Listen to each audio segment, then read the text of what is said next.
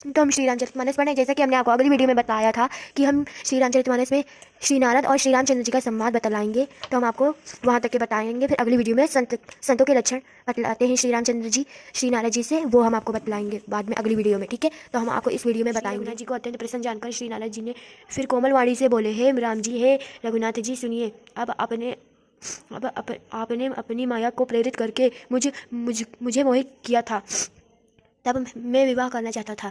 हे प्रभु, आपने मुझे किस कारण विवाह नहीं करने दिया? प्रभु बोले, हे मुनि सुनो, मैं तुम्हें हर्ष के साथ कहता हूँ कि जो समस्त आशा भरोसा छोड़कर केवल मुझको ही भजते हैं, मैं सदा उनकी वैसे ही रखवाली करता हूँ जैसे माता बालक की रक्षा करती है। छोटा बच्चा जब दौड़कर आग और सांप को पकड़ने जाता है तो वह माता उसे अपने हाथों लगकर करके बचा लेती है। सयाने हो जाने पर उसे पुत्र पर माता प्रेम तो करती है, परंतु पिछली बात नहीं रहती, अर्थात मात्र परायण शिशु की तरह फिर उसको बचाने की चिंता नहीं करती है, क्योंकि वह माता पर निर्भर न कर अपनी रक्षा आप करने लगता है। यानी मेरे पूर्ण सयाने पुत्र के समान है, और तुम्हारे जैसा अपने बल का मान न करने वाला सेवक और मेरे शिशु पुत्र के समान है।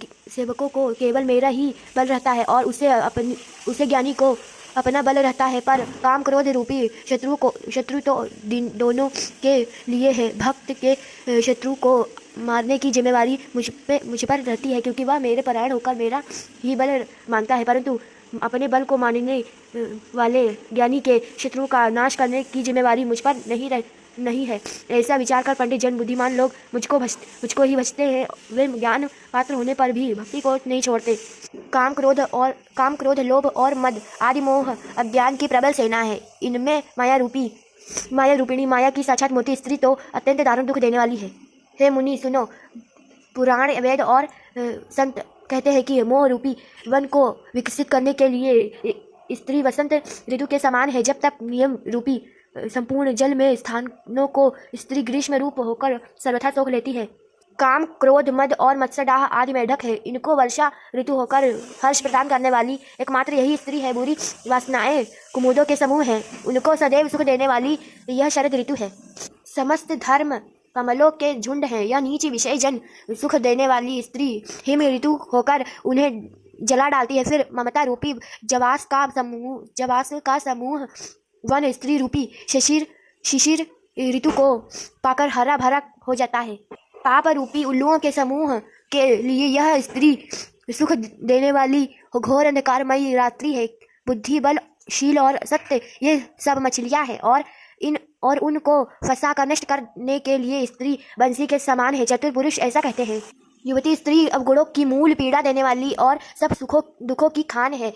इसलिए हे मुनि, मैंने जी में ऐसा जानकर तुमको विवाह करने से रोका। श्री रघुनाथ जी के सुंदर वचन सुनकर मुनि का शरीर पुलकित हो गया और नेत्र प्रेमाश्रु के जल से भर आए। वे मन ही मन कहने लगे, कहो तो किस प्रभु की ऐसी रीति है जिनका सेवक पर इतना महत्व और प्रेम है, जो मनुष्य भ्रम को त्याग कर ऐसे प्रभु को नहीं भजते हुए ज्ञान के कंकाल दुर्बुद्धि और अभागे हैं। फिर नारद मुनि आदर्श सहित बोले, हे विज्ञान विशारद श्री राम जी सुनिए। हे रघुवीर, हे भव भय जन्म मरण के भय का नाश करने वाले मेरे नाथ, अब आप कृपा कर संतों के लक्षण कहिए। श्री राम जी ने कहा, है मुनि सुनो, मैं संतों के गुणों को कहता हूँ, जिनके कारण मैं उनके वश में रहता हूँ। अगली वीडियो में हम आपको यही दिखाएंगे, ठीक है। हरे कृष्ण राधे। आगे वीडियो देखनी हो तो चैनल को सब्सक्राइब कीजिए, लाइक कीजिए, बेल आइकन बटन को दबाना ना भूलें।